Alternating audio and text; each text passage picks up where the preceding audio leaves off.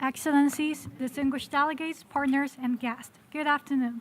I warmly welcome you to this City Week side event entitled Terrorism and Maritime Insecurity, Collective Efforts to Counter Terrorism in the Maritime Domain. This side event examines evolving terrorist threats in the maritime domain, including the misuse of maritime routes, ports, and critical infrastructures, as well as challenges posed by emerging technologies and transnational risks. It seeks to reinforce international cooperations and information sharing, identify gaps and good practices, and explores measures to prevent and counter terrorist activities at seas while enhancing maritime security and resilience. These side events will be live-streamed and recorded. In addition, a web story will be published featuring links to the live stream, photos from the event, and any remarks and presentations that can be shared. Please be sure to visit our website regularly for updates.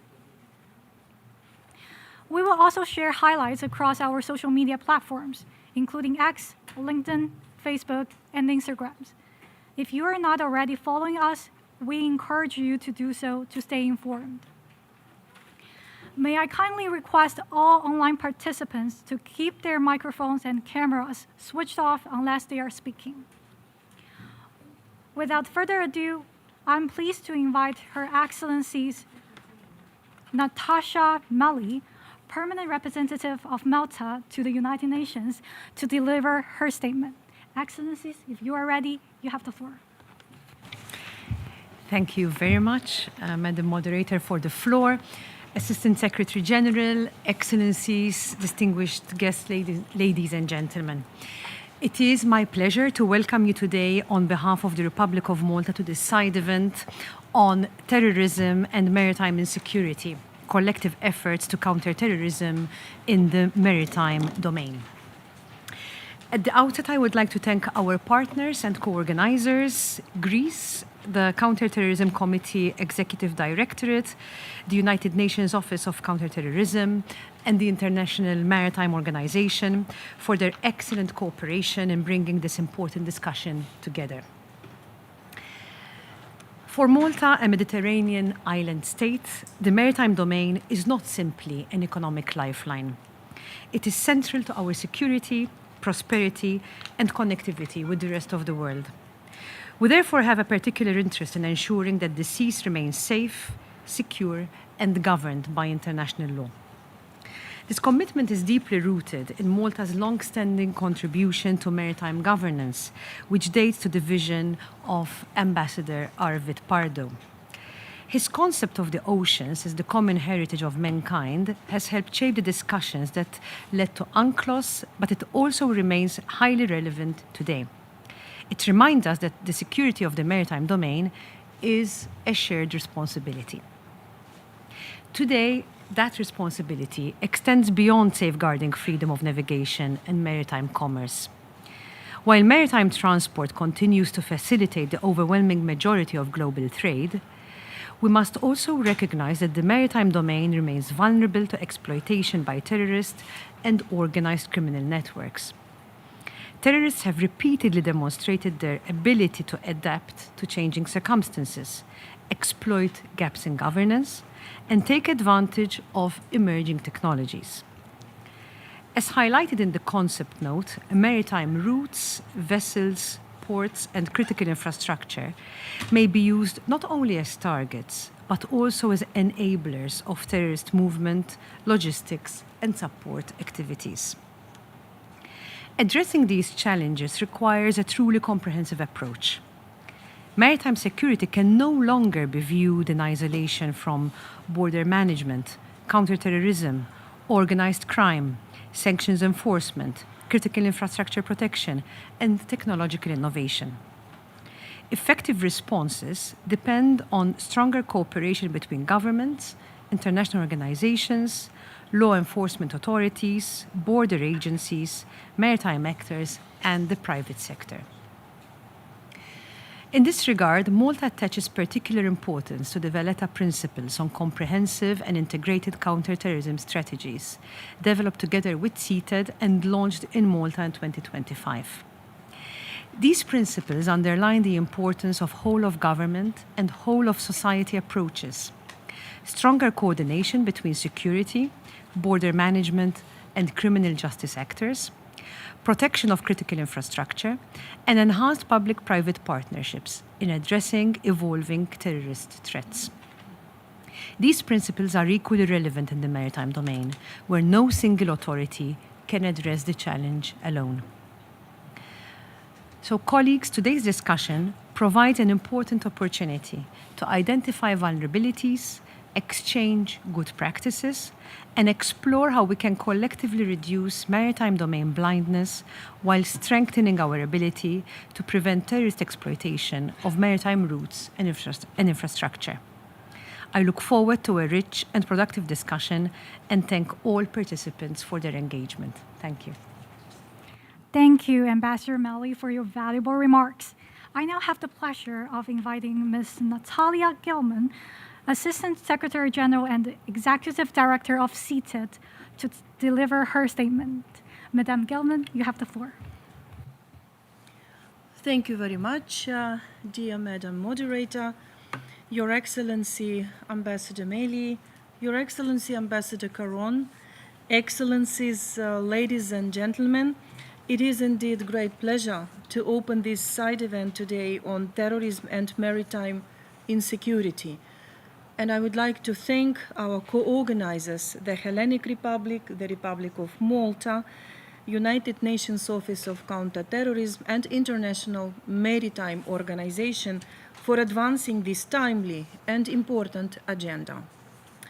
The maritime domain is vital to global trade and stability, and yet increasingly exploited by terrorists and organized crime. They use shipping routes to move people and resources and target critical infrastructure, such as ports, offshore installations, and undersea systems. And at the same time, technological advances, including unmanned systems, cyber tools, and sophisticated logistics, are expanding the reach and capabilities of terrorist actors into maritime and even subsurface domains. Maritime insecurity represents a critical and inseparable component of our collective security. However, significant gaps persist. CTED's assessments indicate that maritime security is often insufficiently integrated into national counter-terrorism frameworks.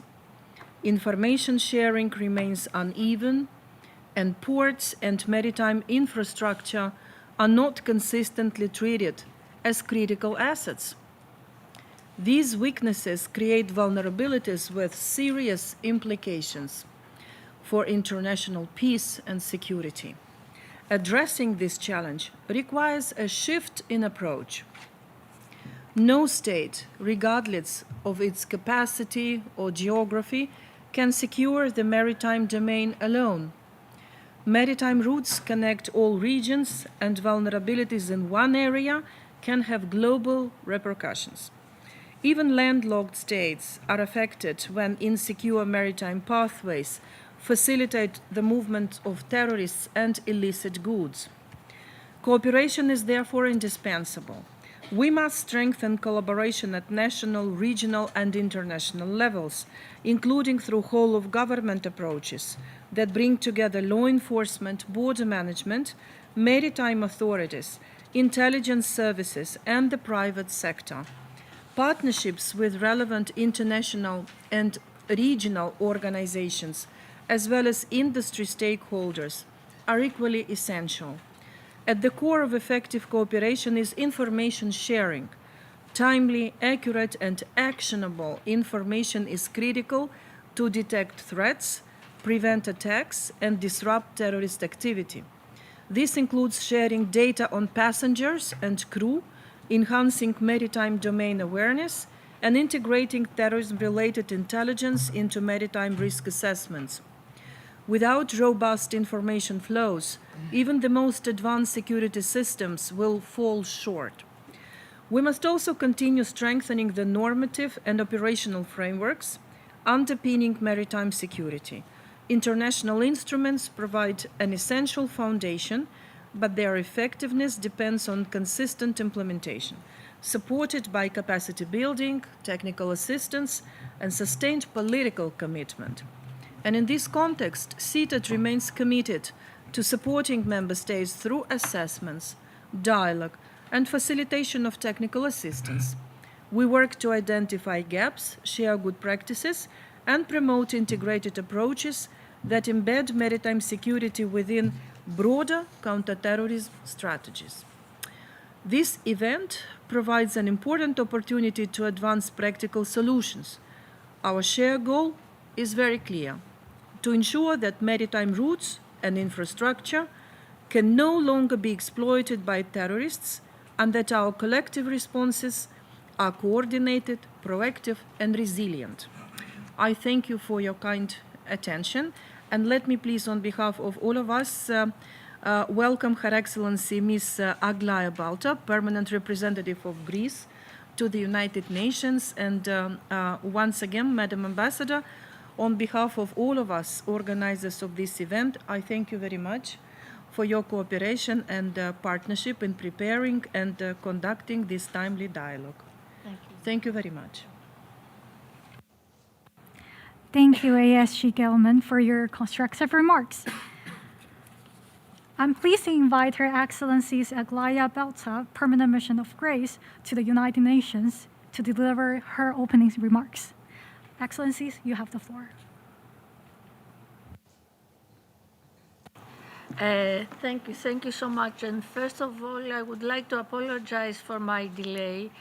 Today, New York traffic reminds us of the high-level week traffic, and it's because of FIFA. Distinguished colleagues, I wish to thank the head of the Madrid Program Office of UNOCT, Ignacio Ibanez, Assistant Secretary General and Executive Director of CTED, Ms. German, representatives of the International Maritime Organization, as well as my good colleague and friend, Permanent Representative of Malta, Ambassador Meli, for their leadership in advancing maritime security in the UN counter-terrorism efforts. Maritime security can no longer be viewed solely through a sectoral lens. It has become an essential component of the global security architecture. In an increasingly complex and asymmetrical threat landscape, safeguarding freedom of navigation and maritime security is indispensable to the maintenance of international peace and security. The maritime domain remains a cornerstone of international trade and economic development, facilitating the movement of energy, food, and essential goods across continents.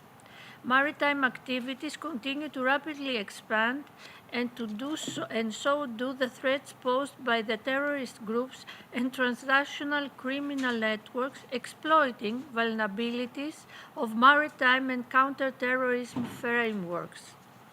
Terrorist attacks against commercial shipping, ports, and other critical maritime infrastructure jeopardize freedom of navigation, disrupt global supply chains, undermine confidence in international maritime routes, and cause severe humanitarian and environmental consequences for coastal communities. In addressing these challenges, strong cooperation among states, international and regional organizations, and the private sector remains indispensable. Close partnership, including with the international shipping industry, supported by a comprehensive and coordinated approach, are essential to strengthening resilience and ensuring a secure maritime domain. In this context, new and emerging technologies, including artificial intelligence, are playing an increasingly important role. Innovation should be an integral part of maritime security strategies based on international law, including respect for human rights. Reinforcing real-time information sharing mechanisms and communication networks strengthening cybersecurity in port management systems, and advancing navigation technologies are essential steps to better prevent, deter, and respond to complex threats and build resilience. As we recently celebrated the Day of the Seafarer, we must not forget that seafarers are among the first to bear the human cost of attacks against commercial shipping. Ensuring their safety and well-being should remain at the heart of our efforts. For Greece, home to the world's largest merchant fleet and a nation whose history and prosperity are inseparable from the sea, maritime security is not an abstract policy objective. It is a strategic imperative. We remain firmly committed to safeguarding maritime security and contributing to collective efforts to ensure safe, secure, and open seas for all. I thank you. Thank you, Ambassador Belta, for your insightful opening remarks. Please note the change in the agenda. Acting Under Secretary General Zuev regrets that he is unable to attend, and I now have the pleasure of inviting Mr. Ignacio Ibanez, head of the UNOCT office in Madrid, to deliver his statements. Mr. Ibanez, you have the floor. Thank you very much. As it was said, I will deliver these remarks on behalf of Mr. Alexander Zuev, Acting Under-Secretary General of the United Nations Office of Counter-Terrorism. Your Excellency, Ambassador Aglaia Balta, Permanent Representative of Greece to the United Nations, Your Excellency, Ambassador Natasha Meli, Permanent Representative of Malta to the United Nations, Ms. Natalia German, Assistant Secretary General and Executive Director, Counter-Terrorism Committee Executive Directorate, distinguished delegates, ladies and gentlemen. I would like to express my sincere appreciation to the governments of Greece and Malta for their partnership in convening this side event and acknowledge our close and valued collaboration with CTED and the IMO. The maritime domain has long been a cornerstone of global stability and prosperity, supporting the transport of over 80% of global trade and underpinning the economic lifelines of nations. Yet, as member states strengthen counterterrorism measures in the aviation sector, terrorists are increasingly threatening maritime critical infrastructure and exploiting maritime routes for the transit of terrorist operatives, weapons, and illicit goods and substances. Gaps in maritime security are being actively tested and exploited. Strengthening our collective ability to prevent and counter terrorist threats in the maritime domain is therefore a security imperative and a shared responsibility. The multilateral response must be adaptive, coordinated, and forward-looking. The United Nations Office of Counter-Terrorism is committed to supporting member states through comprehensive capacity building programs aligned with the United Nations Global Counterterrorism Strategy. These efforts are highly relevant to the maritime domain. For instance, the multi-entity United Nations Counter-Terrorism Terrorist Travel Program, led by UNOCT, has enabled the processing of tens of millions of passenger data records and supporting early identification of threats. Expanding such approaches to maritime transport, enabling the collection and analysis of vital information on maritime passengers and crew, is an urgent priority. Similarly, the UN Global Programme on Countering Terrorist Threats Against Vulnerable Targets supports member states in protecting ports, maritime facilities, underwater cables, and energy infrastructure, such as offshore platforms, from terrorist attacks. These efforts are essential to ensure resilience across interconnected global supply chains and coastal economies.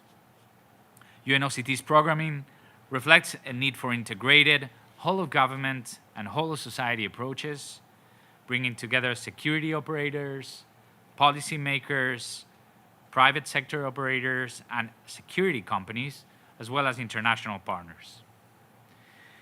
Excellencies, this side event is intended to urge greater focus on countering terrorism in the maritime domain, including enhanced cooperation, strengthen legal and policy frameworks, and the effective use of technology and data. As we look ahead, sustained political commitment and collective action is needed across regions, sectors, and institutions to ensure that maritime domain and maritime routes remain pathways for prosperity, not avenues for exploitation by terrorists. I thank you. Thank you, Mr. Ibanez, for your informative remarks. This concludes the opening sessions. I thank the Excellencies for their opening remarks. We will now move to the panel discussion. May I kindly remind all participants that we must conclude the meeting at 2:45. I would therefore be grateful if speakers could keep their intervention within the allotted time. It's my pleasure to invite Mr. Jean-Philippe Morin, Senior Legal Office at CTED, to moderate the discussion. I invite the panel to take the podium. Please allow us a moment to make the change.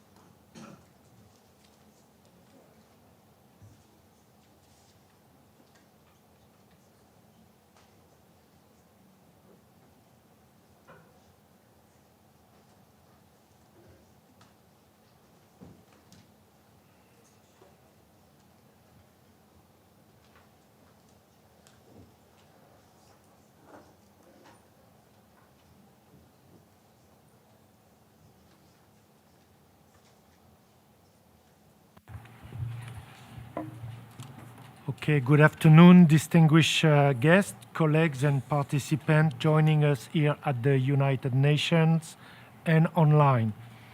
Welcome to this panel discussion on terrorism and maritime insecurity, collective efforts to counter terrorism in the maritime domain. It's a privilege to moderate this timely and important conversation. As highlighted in the concept note, the maritime domain is central to global prosperity, carrying over 80% of world trade and supporting of livelihood of billions of people worldwide. At the same time, it remains vulnerable to exploitation by terrorists and organized criminal networks, whether for movement, logistic, or targeting critical infrastructures. Today's discussion brings together a distinguished group of experts to explore how we can better understand evolving threats, close critical gaps, and strengthen cooperation across legal, policy, and operational levels. We will also examine how innovation, data, and partnership can enhance our collective ability to safeguard this vital domain. I encourage a dynamic and interactive exchange guided by the key question outlined for this session. And I invite all participants to actively engage during the discussion and Q&A. As we have a full agenda today, I kindly ask all participants to keep their intervention within the allocated time. In the event insufficient time is available during the Q&A session to hear from all participants wishing to take the floor, please submit your statement to the Master of Ceremony so that it can be posted on the event website. Thank you for your cooperation. With that, let me now turn to our panelists. And I now would like to give the floor to Mr. Georgios Christianos, Rear Admiral, Hellenic Coast Guard, Director of Operational Division in the Hellenic Ministry of Maritime Affairs and Insular Policy, who will participate via VTC.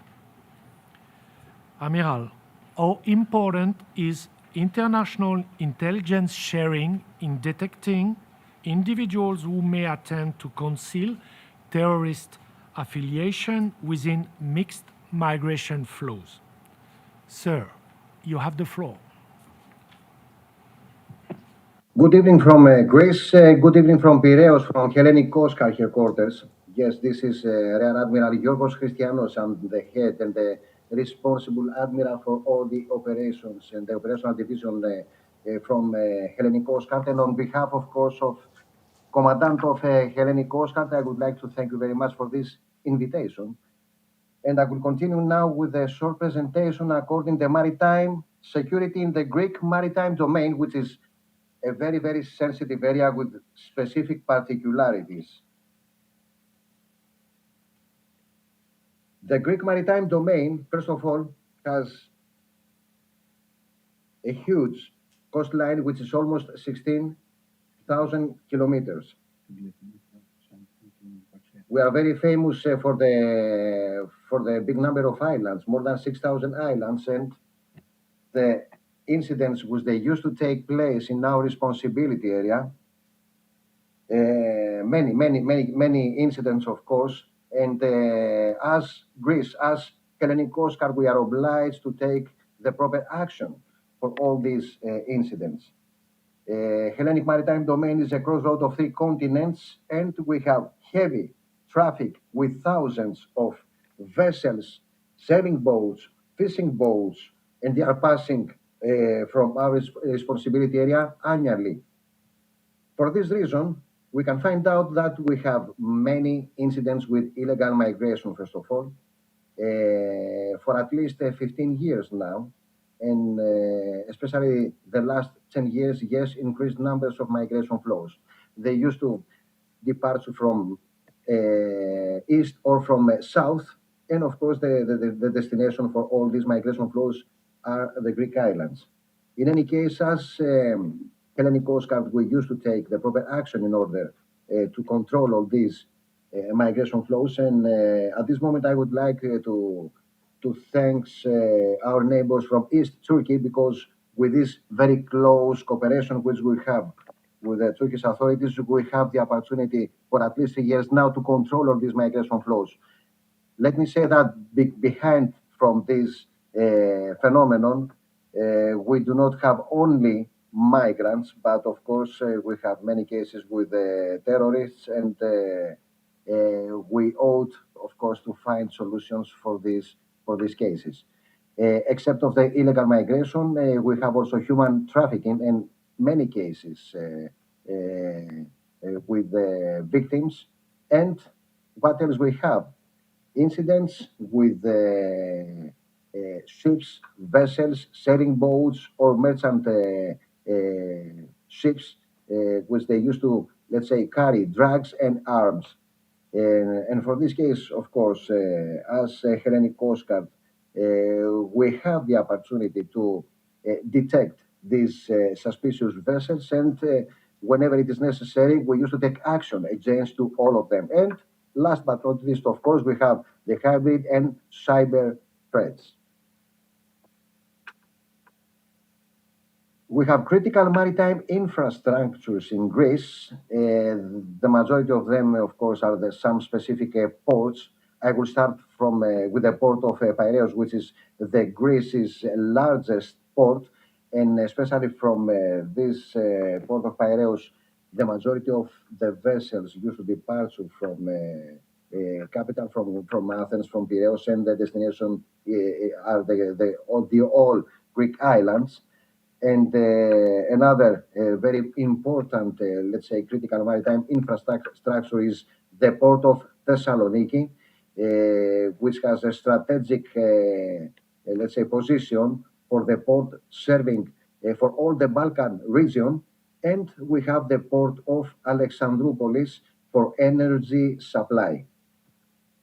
According to the energy infrastructures, we have the LNG's terminals, the subsea cables, the natural gas pipelines and oil installations. And as Hellenic Coast Guard, we do our best in order to success the proper monitoring and surveillance of all these infrastructures and, of course, for all our Hellenic maritime domain. How we manage to do something like that? By using, first of all, the national integrated surveillance system, which we have in Greece, with many radars and thermal cameras, and they located, established in specific islands in order, of course, to success the proper monitoring of all this huge area. What else we have? The ice monitoring, and by using the ice monitoring, we have the tracking vessels identity, the course for all of them, the speeds in real time, and we know exactly what's going on in our maritime domain. We have, of course, the satellite observations, the intelligence gathering, and risk analysis whenever it is necessary.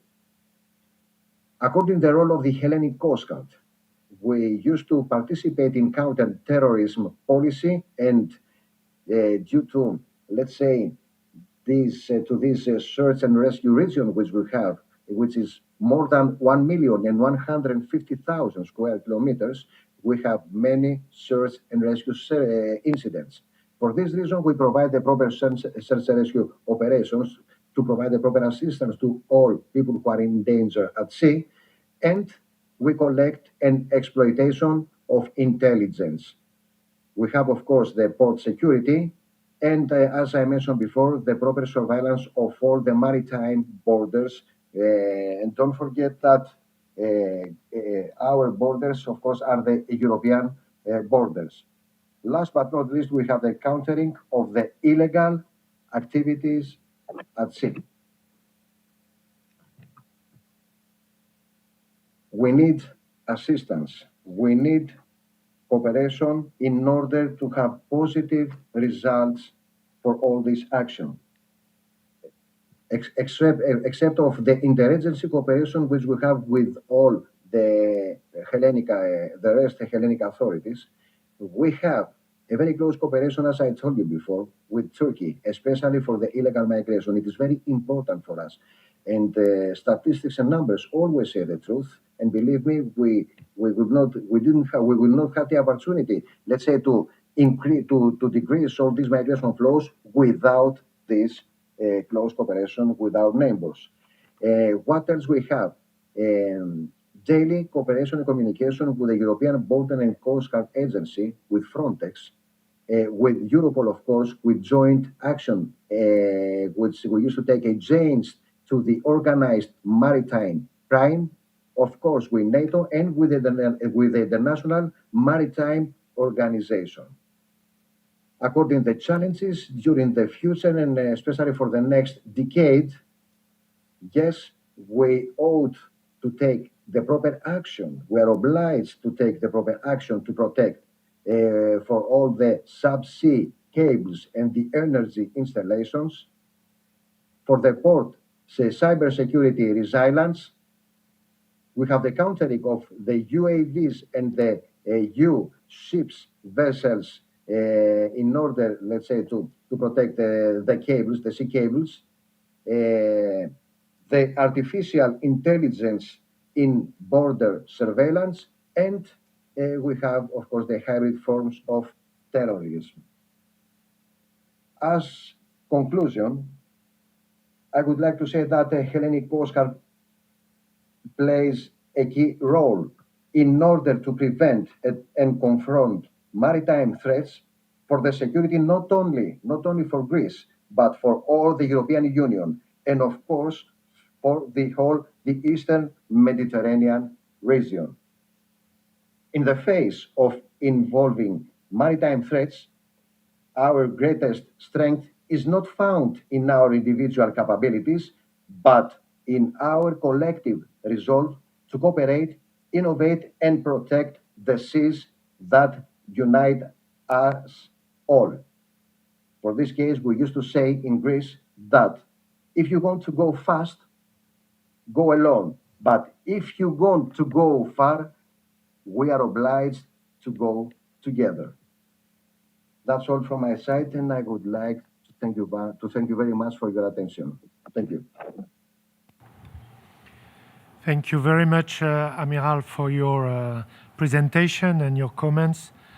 And I would like now to give the floor to Ms. Alessia Carbone, Director for Transnational Threat and Sanction within the International Development Economic Affairs General Directorate, Global Issues, Malta's Ministry of Foreign Affairs and European Affairs.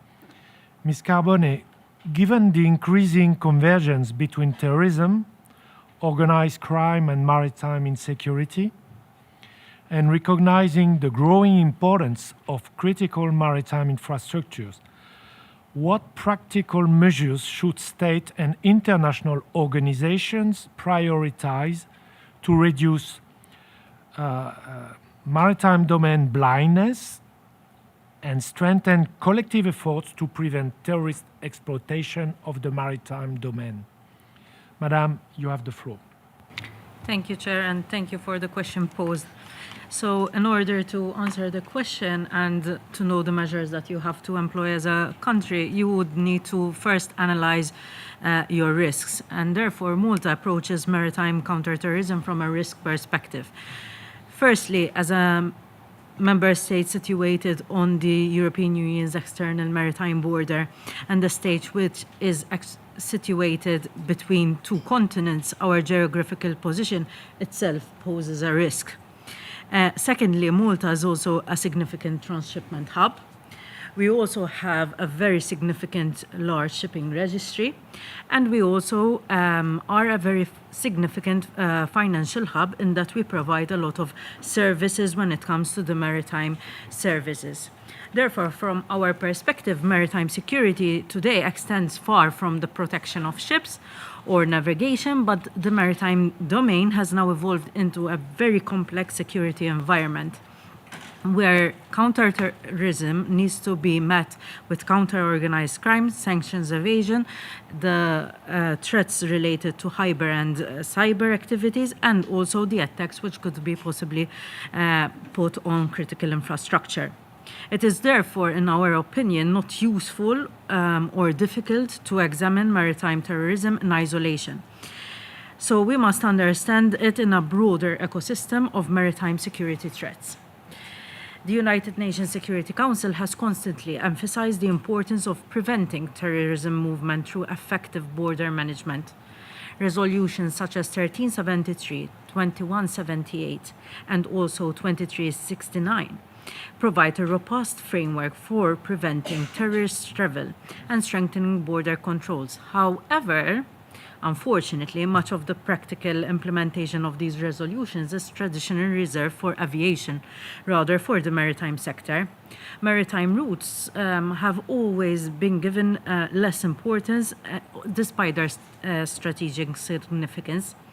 In our assessment, the principal maritime threat today is not necessarily a large-scale attack against a passenger vessel or a commercial ship, but rather it is of greater concern that these could be exploited, and also there could be the exploitation of maritime routes or critical infrastructure to facilitate terrorist activities such as the movement of foreign fighters, facilitators, the movement of weapons or dual-use materials, the financing of terrorism, and also shipping routes and shipping hubs being used for logistical support for terrorist fighters. Indeed, we are increasingly witnessing convergence between terrorism and organized crime. Terrorist actors frequently leverage existing criminal and smuggling networks rather than developing parallel infrastructures. This creates a complex and adaptive threat environment that cannot be addressed through traditional sectorial approaches alone. As the question referred to, the concept which has to have significant importance today is the maritime domain blindness, which refers to the inability of states and relevant authorities to maintain a complete, accurate, and timely understanding of the activities taking place around them. Unlike aviation, which benefits from highly structured screening, data collection, and passenger information systems, the maritime domain presents unique challenges. It encompasses vast geographical spaces, multiple jurisdictions, and extraordinary diversity of actors, from commercial shipping to fisheries to recreational vessels and to offshore infrastructure.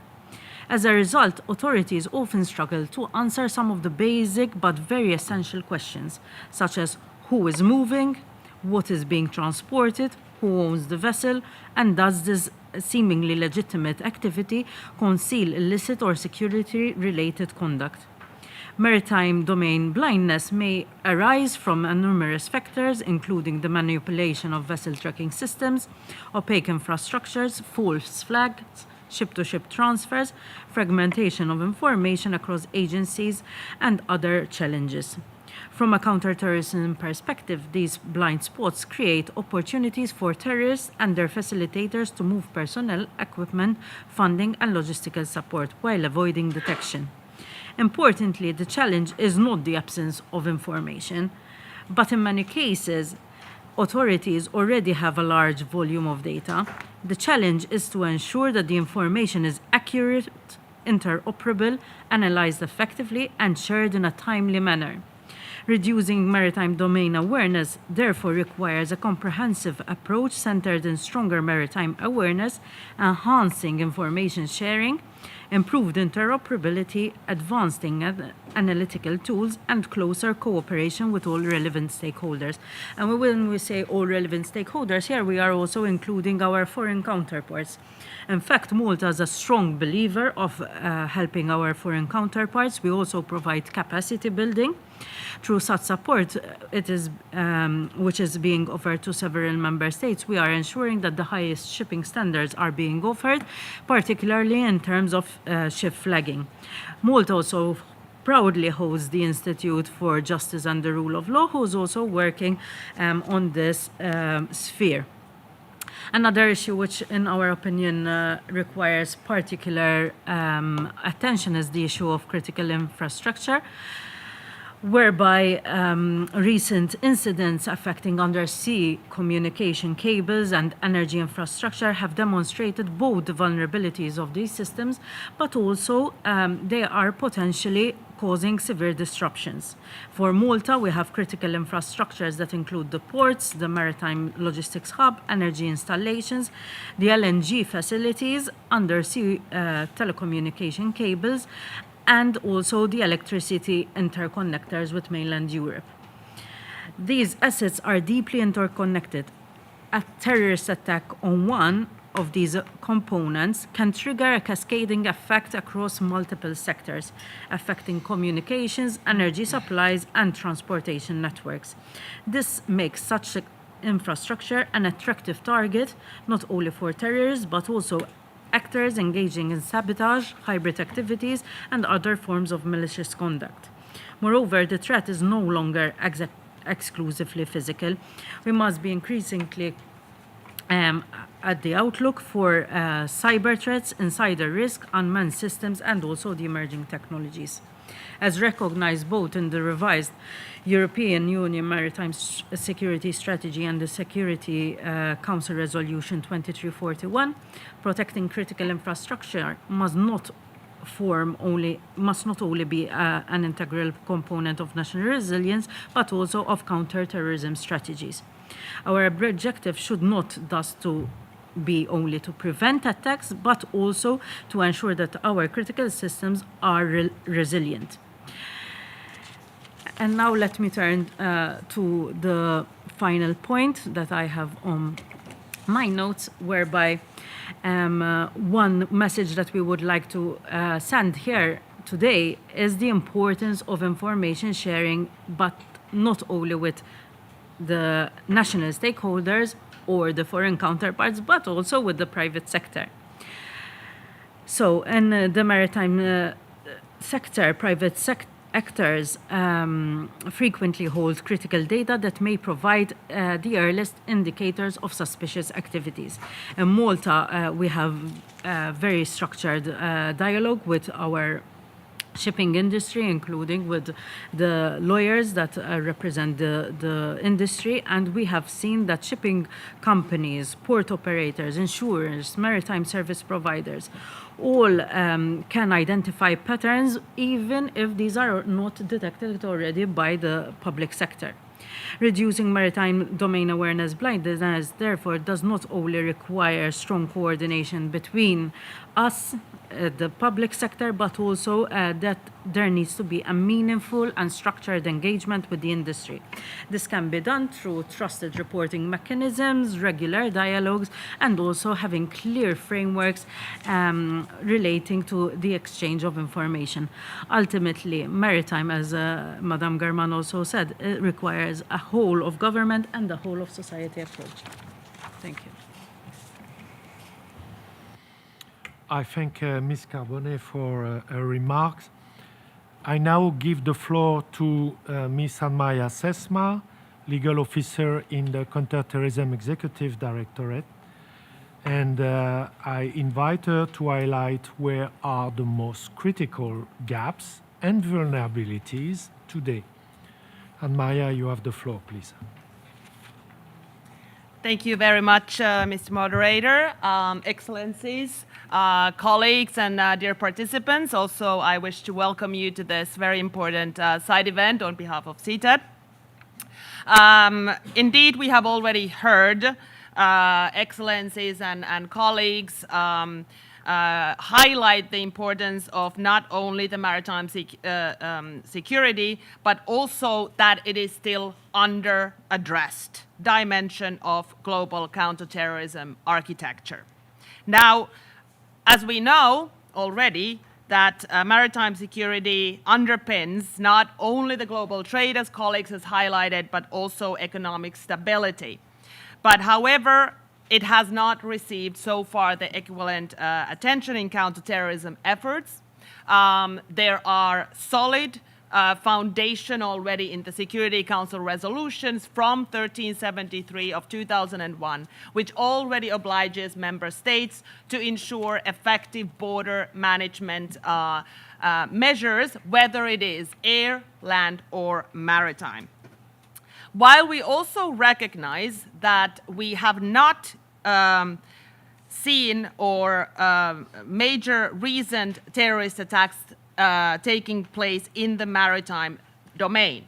This is thanks mainly to the ISPS code and sustained international efforts. However, this should not lead us to become complacent.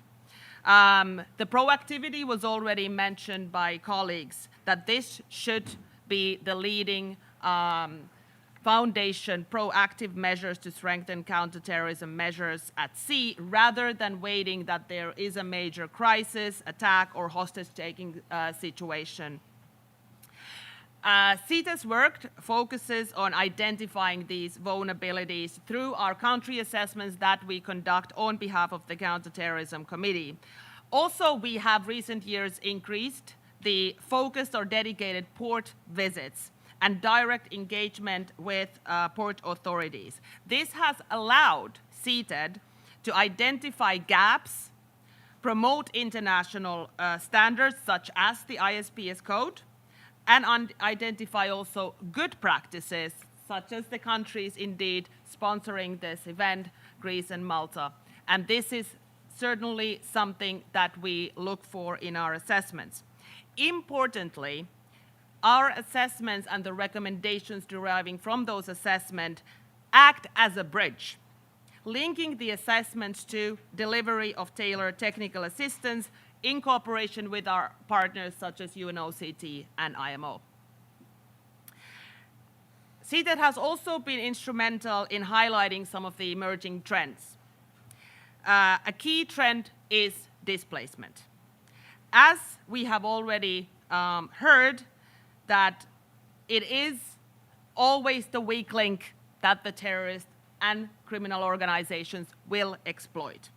They will shift to routes that have lower security. And we have increasingly seen the so-called broken travel, where individuals use multiple transport modes to avoid detection. The maritime domain is not only a target, it is also a facilitator for terrorist activity, and enabling movement of foreign terrorist fighters, finances, weapons, and other illegal commodities. Another concern is the convergence between terrorism and organized crime. The actors share routes, logistics, and infrastructure. The threat landscape is indeed also evolving fast, with technological advancements. Unmanned aircraft systems, unmanned maritime systems are becoming more accessible. Finally, the insider threat, such as compromised port workers, remain an under-addressed but serious vulnerability. The main gaps highlighted here derive from our over 200 visits we have conducted in member states. Border security is among the top 3 recommendations that include gaps in implementation of member states' measures to protect maritime security. There has been progress, but despite this progress, we have several systematic gaps that persist. The first one is the strategic and policy disconnect. Maritime security is often insufficiently integrated into national counterterrorism strategies or border management frameworks, which limits coherence and effectiveness. Information and data gaps are profound. While systems such as advanced passenger information and passenger name record systems have transferred aviation security, there has been no equivalent global standard for maritime passenger data. This has created major vulnerability in tracking terrorist travel and identifying high-risk individuals. For this reason, the advanced development of booking and reservation information, or BRI systems, for maritime as a counterpart to PNR is developing and are developing to strengthen passenger screening and risk analysis. Capacity and resource constraints continue to hinder many states monitoring vast coastlines, ports, and maritime zones. This requires significant technical capabilities, equipment, trained personnel, resources that remain unevenly distributed globally. Fourth area is the evolving and hybrid nature of threats that all member states are raising their concerns.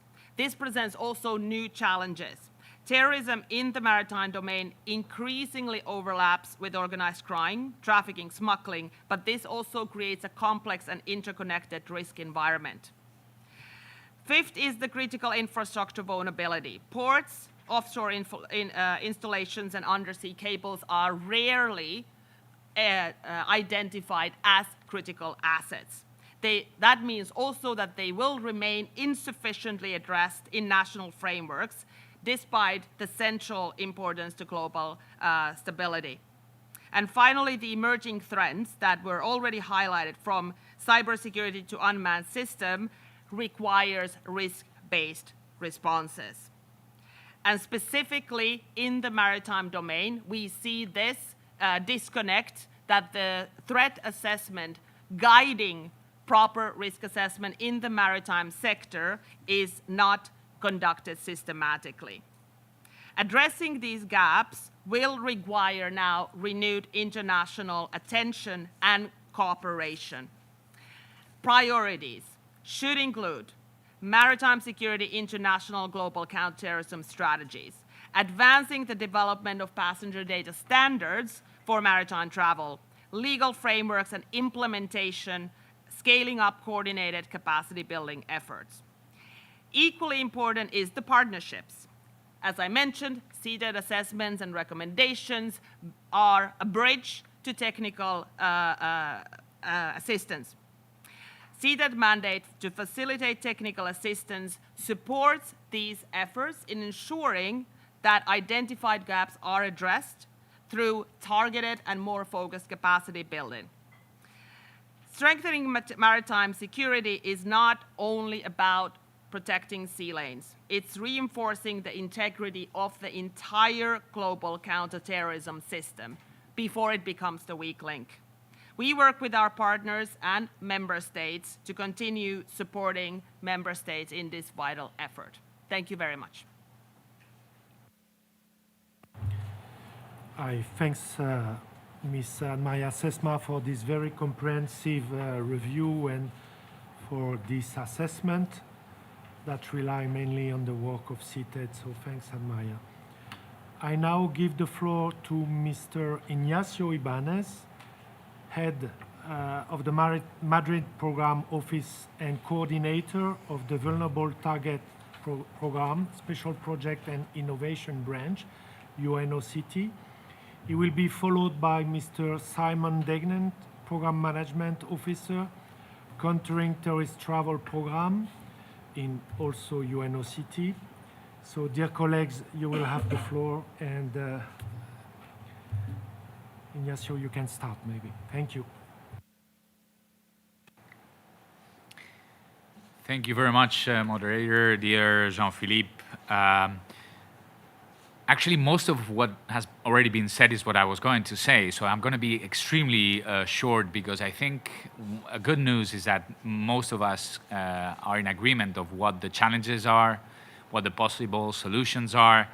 But I do think that UNOCT, as my colleagues from CTED were saying, we help build technical assistance and support member states in developing their capacities, can bring some options on the table to support your efforts. So if the presentation can be shown, that will be great. In addition to being the head of the Madrid Program Office, I am also the coordinator of the global program of the UNOCT on the protection of vulnerable targets. Next slide, please. So when we talk about vulnerable targets, what are we really talking about? So most of you know, because you have been deeply engaged in the negotiations of the Global Counterterrorism Strategy Review, and you know perfectly well the language of the General Assembly resolution. But for many following us online, just to clarify, when we're talking about vulnerable targets, we're referring to both critical infrastructure and public places protection. And actually, the resolution, the previous review resolution, mentioned specifically transportation and transport hubs as one of these key areas. Next slide, please. So that said, I wanted to basically go over what we consider key targets, terrorist targets in the area of in the maritime domain area. So basically, what critical infrastructure could a terrorist be looking at, could be threatening? So you can see there on the screen different colors. Really, that's depending on the level of criticality. What we have assessed could be more important in terms of the cascading effects that we also heard our colleagues, our experts from Greece and Malta mentioning. So as you can see up there, up the list, we have ports and terminals. We already mentioned the level of volume of global trade that they entail. Then shipping lanes, of course, we normally think about shipping lanes of cargo, but we also should bear in mind ferries, cruise ships, which are also very interesting targets for terrorists, and choke points, international maritime choke points. Submarine cables, telecommunications, and data, which, you know, they carry more than 95% of global internet traffic. Then in a second, let's say in the second level, we have pipelines, floating storage units and LNG terminals, and undersea power cables and interconnectors. In a third, let's say, step, we would have the offshore oil and gas platforms, offshore wind farms and energy installations, more and more being developed around the world. Harbor infrastructure of different kinds, navigation systems and aids. Remember that we are and have been talking about not only physical protection, but also cyber protection of systems. And then in a less, let's say, in a lesser level of criticality, but still part of these critical infrastructure, shipyards and repair facilities, and maritime surveillance systems. Of Of course, we could have a debate about the criticalities and we will have different assessments, but as we have heard from our experts already, the risk management cycle will help us determine in each country, depending on the local context, which of these are more critical. Next slide, please. So what are the consequences could be the consequences of terrorist attacks on maritime critical infrastructure? So I put there a little image. It's perhaps too small to see from here, but basically of an accident that happened with undersea cables on the western coast of Africa, which left 3 countries without internet services, intermittently, but for days. And that was an accident. It's believed that it was some kind of rocks that interrupted the service in the Bed Sea that interrupted the service of those cables. But it could happen. It could happen being caused by a terrorist organization. We have seen scenarios and simulations about hooks, especially with undersea cables that are at a low depth. So this is just an example. So you can imagine if for an accident we have 3 days or 4 days of interrupted internet provision services, and you imagine the economic impact of that for these countries. What could happen if a bigger attack could take place against this critical infrastructure or others that we have seen? Of course, the consequences are difficult to imagine, but you can already see the human impact that would cause, casualties, hostage taken, humanitarian crisis. Many of you would remember, for example, the hijacking of the Achille Lauro in the 80s, of the cruise ship, the economic impact in terms of trade routing, higher freight and insurance costs. These we are seeing also because of the geostrategic context that we're living in, so that you can already fathom, as well as energy security risks. This we are also experiencing. Environmental damage, oil spills, infrastructure destruction, especially with certain explosives, and the strategic effects, how that would change the way in which international trade is conducted, how sea lanes could be militarized, the deployments of different navies, etc. So what are we doing in the UN to try to support member states? And next slide, please, in this regard. So you have heard already that we are working with a number of member states, and we're also working in partnership between different programs of the UN, not only within UNOCT, but also between UNOCT and other UN entities and other UN member states. Of course, I would underscore the very good cooperation with the IMO in this regard, in the context of our global program on vulnerable targets protection. And I know my colleague Simon will now give you an overview also of the CTED travel program. So as you can see, joint efforts from the UN based on very firm mandates, both from the Security Council and the General Assembly, to protect critical infrastructure and public places, but actually to address the whole chain of threats throughout the prevention, protection, mitigation, investigation, response, and recovery. Resilience is one of the key points from terrorist attacks against vulnerable targets at different levels and in accordance with human rights and gender cross-cutting themes. Next slide.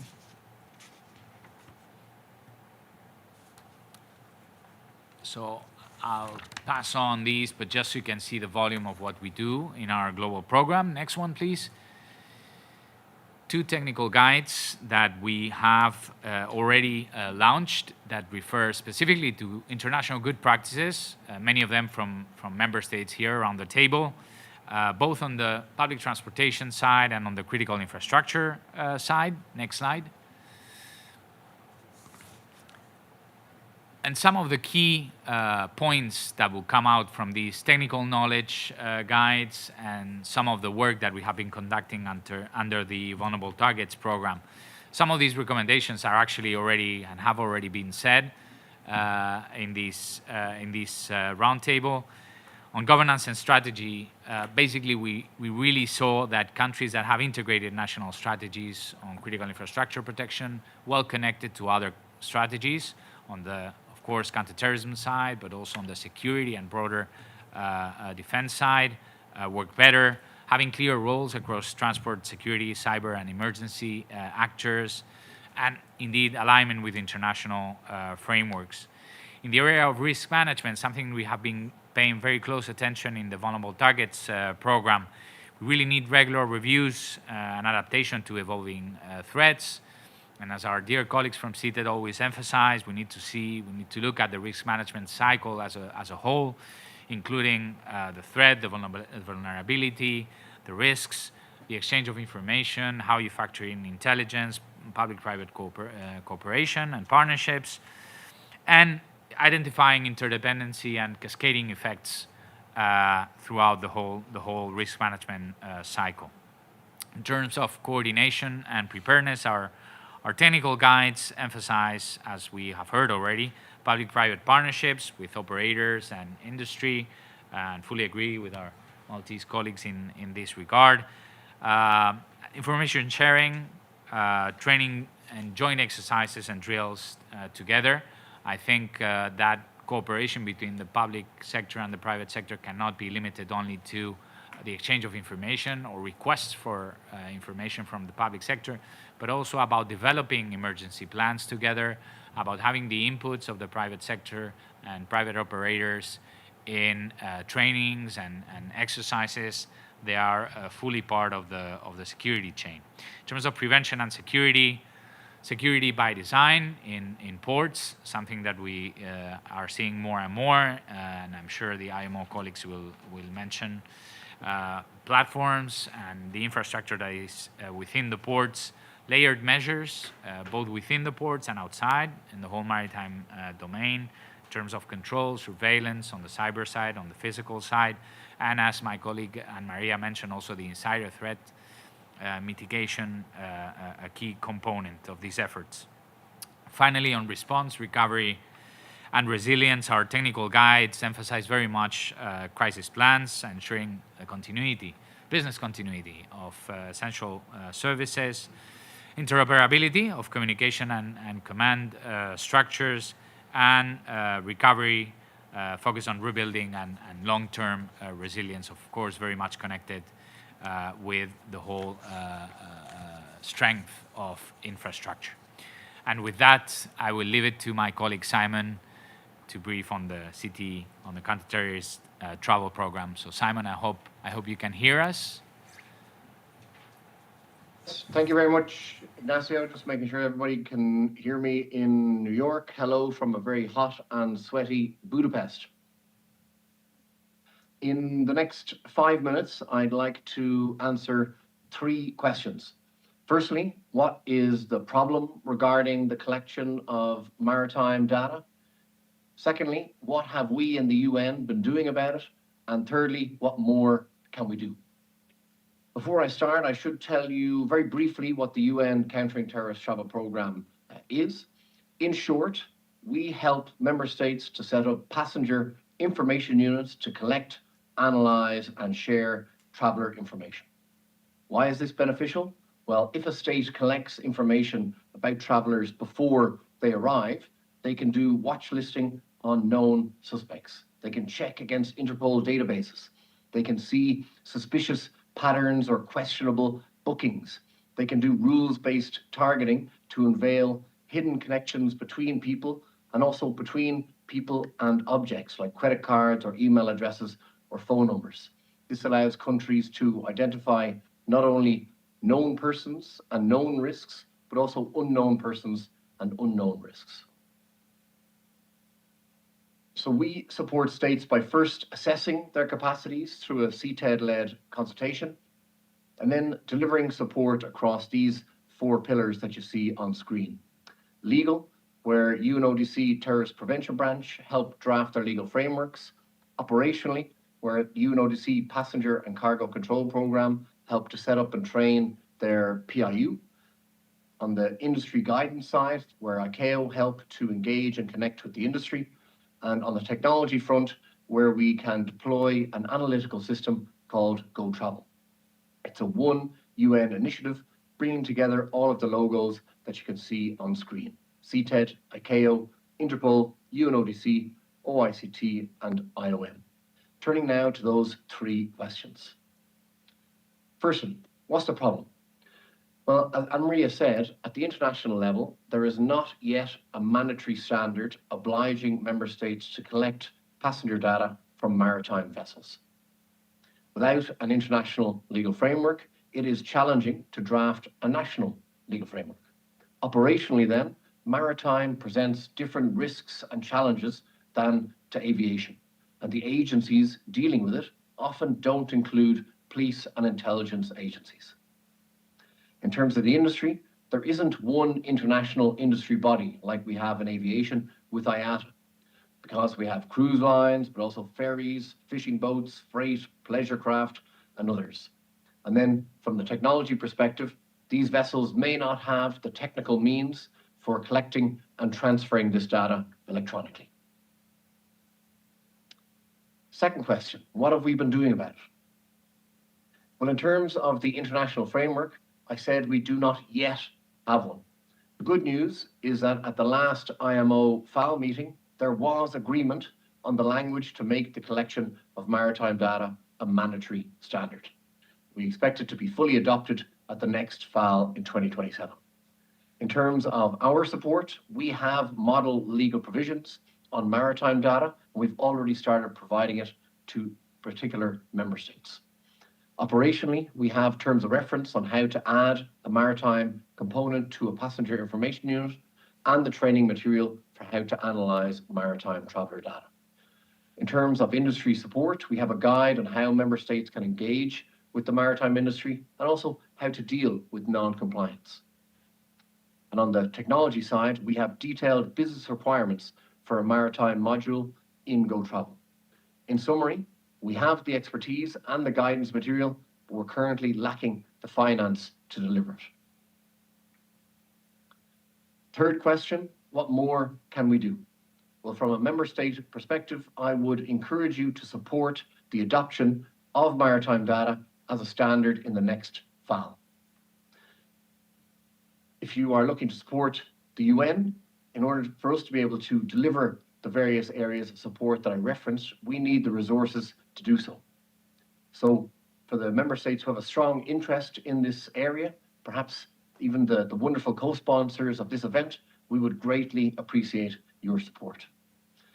And of course, maritime security, it involves a lot more than just maritime passenger data.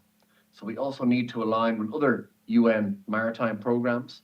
As Ignacio said, maritime ports are critical infrastructure, so we've joined forces as well with the Vulnerable Targets Programme to propose tailored support to specific regions on maritime security and countering terrorism. In conclusion, the collection of passenger data for aviation has been a standard for 10 years.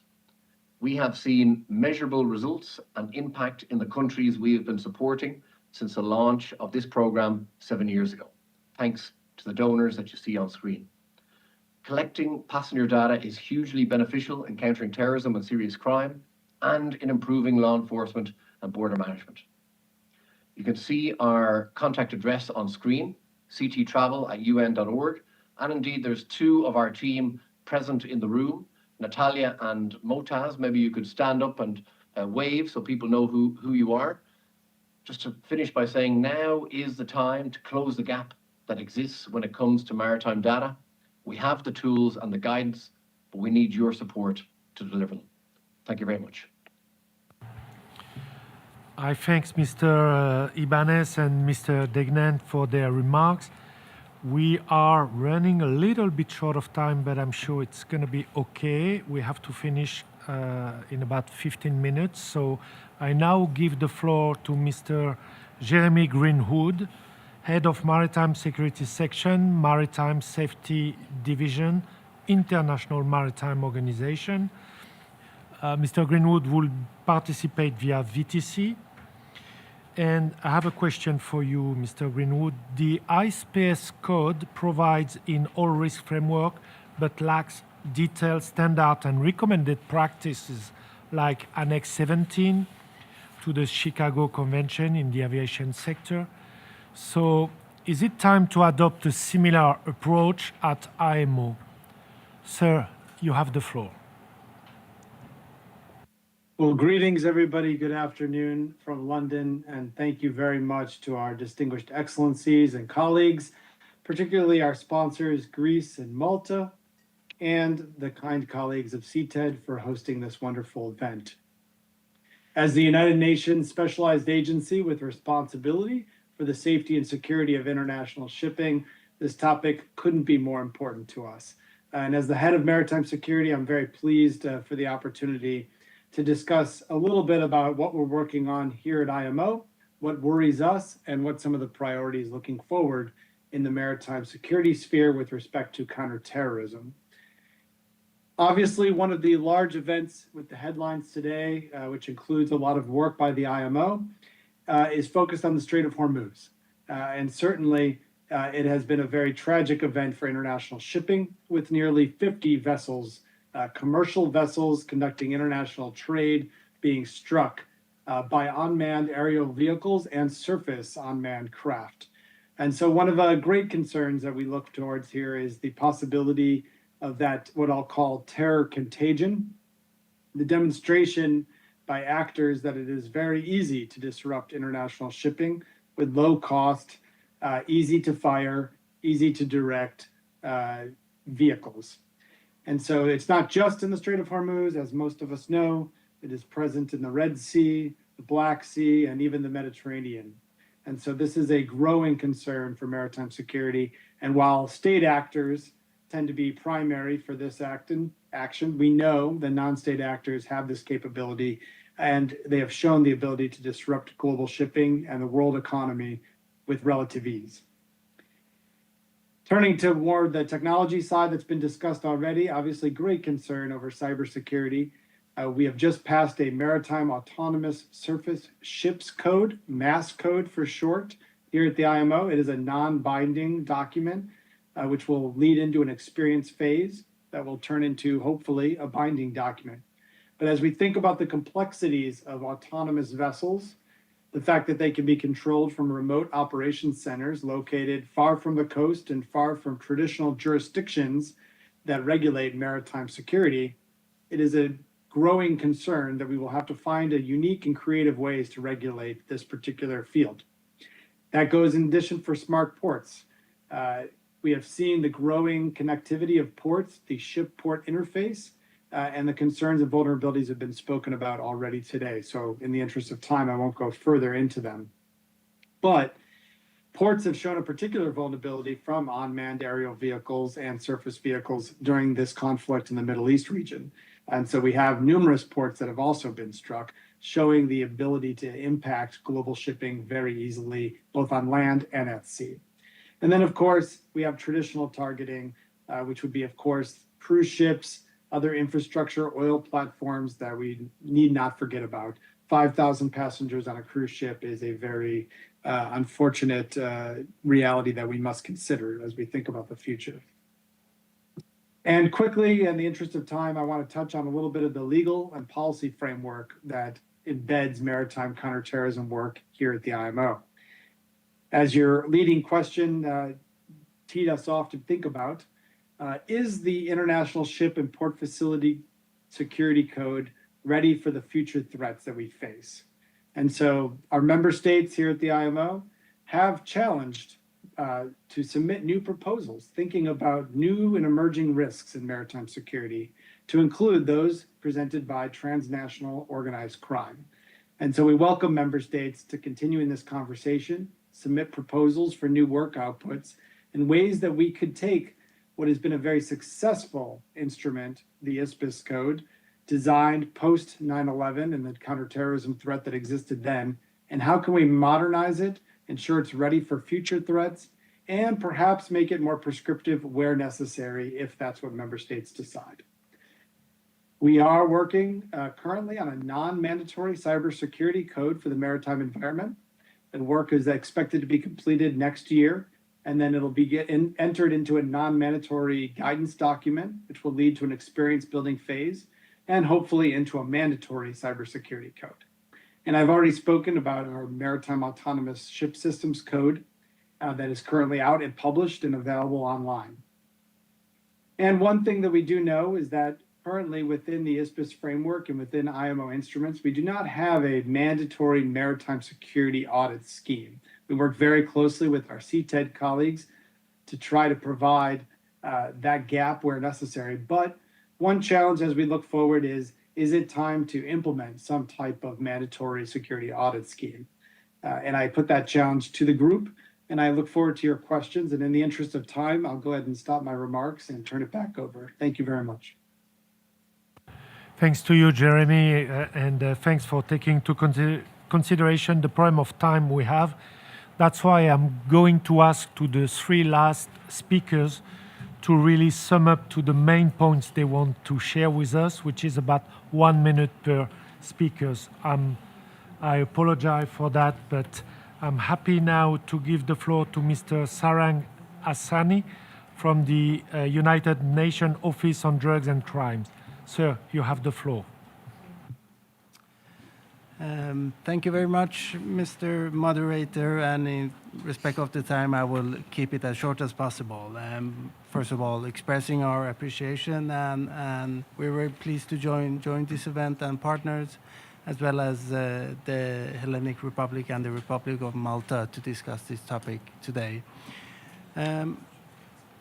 Just adding to what already has been said, we can also see from our experience and analysis, our own ones, that existing links between terrorism and other forms of transnational organized crimes at sea is predominant, which highlights the need for coordinated, comprehensive, and multi-agency responses. Now, UNODC supports member states through a rule of law-based criminal justice approach that strengthens maritime domain awareness, information sharing, operational capacity, legal framework aligned with international standards and international cooperation. So as emerging technologies reshape the maritime security landscape, we also see the need for continued international cooperation, capacity building, including to strengthen detection capabilities through the collection and analysis of maritime travel data and solid legal framework with appropriate data privacy and protection safeguards. These remain essential to preventing and countering terrorist exploitation of the maritime domain. Thank you. Thank you very much, and sorry again for this problem. I now give the floor briefly to Mr. Evin Prenci, Senior Project Manager, Interpol, who will participate via VTC. Mr. Prenci, you have the floor. Thank you, Mr. Chairman. I hope everybody hears me well. Excellencies, ladies and gentlemen, conscious of the time, I will try to be quite brief. I would like to only stress, I'll bypass the part of the threats. I would like only to provide one small message about Interpol's role in the maritime crime. It's a proactive approach in critical maritime infrastructure that we provide through support that we provide to member countries with specialized training and operational activities, alongside with the partnership. Our role includes providing operational support, analysts to assist member countries in investigating on complex maritime crimes at sea, and coordinating efforts among various stakeholders, jurisdiction, and technical experts. Enhancing international cooperation. To enhance international cooperation, Interpol facilitates information exchange through our databases, through our systems. We provide mentorship to member countries to advance cases, investigations, to share data nationally, regionally, internationally, in order to fight any type of maritime crime. An important part is the capacity building that we provide to to raise capacity, to increase capacities, and the interagency exercise that we do at sea. In this, we have recently produced, and we will about to launch a maritime investigations guide, which is like a short task book for first responders and operators. And the last but not least is to mention the Interpol Global Maritime Security Database, established in 2011 and backed up by UN resolutions, which serves as a global repository for sharing information on criminals and crimes in the maritime domain. And it's a hub for information to support member countries again in the first response and investigation of the maritime crimes. With that, I conclude. And I give the floor to you. I would like to thank you for this opportunity. Thank you very much, Mr. Prensi. And our last speaker, Duncan Porter, Project Coordinator, World Customs Organization. Sir, in about a minute, please. Thank you very much. Thank you, Chair, and thank you, everyone. In the interest of time, I will do this, and I've got the clock on. So, the WCO represents 187 customs administrations, and I think it's important to highlight that customs plays a key role when it comes to the detection of goods and people across the borders, and ultimately in protecting society, like security, economics, and public safety threats, and of course in counter-terrorism. Obviously, with global trade volumes continue to grow, customs administrations must increasingly rely on intelligence-led and data-driven risk management to identify high-risk cargo before it reaches the borders. So with that, the WCO has developed the WCO Safe Framework of Standards, which has become a global foundation for the secure and facilitated trade, and that promotes the use of advanced cargo information and integrated risk management to strengthen supply chain security while supporting legitimate trade. Ultimately, counterterrorism in the maritime domain, it requires an end-to-end approach that connects maritime security, border management, customs, law enforcement, and the private sector. By strengthening risk management, information sharing, and trusted partnerships, customs can identify and disrupt high-risk movements early in the supply chain, making a direct contribution to global counterterrorism efforts. The WCO looks forward to continue to work closely with the United Nations and international partners to strengthen cooperation. Thank you very much for the time. I think I'll go within a minute. Thank you, Chair. Thank you very much, Mr. Porter. I again thanks WCO, Interpol, UNODC, key partners in our work to counter terrorism in the maritime domain. For any other panelists or intervention, if you have questions, please send questions to our email, cted@un.org. We will, of course, take that. And I think in the interest of time, I will close that meeting. Thanks again, everybody, for joining us today. And good luck for the rest of the City Week.